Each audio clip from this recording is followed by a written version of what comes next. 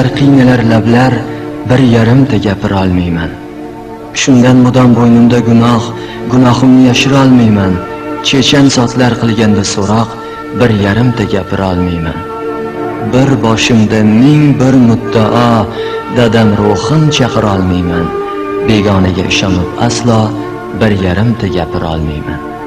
Mehr oqibat haqida jimjimador so'zlar bilan soatlab gapirishni hammamiz ham eplaymiz, ammo dunyodagi bitta samimiy do'stimiz bo'lgan onamizga ham oqibat qila olmaskanmiz.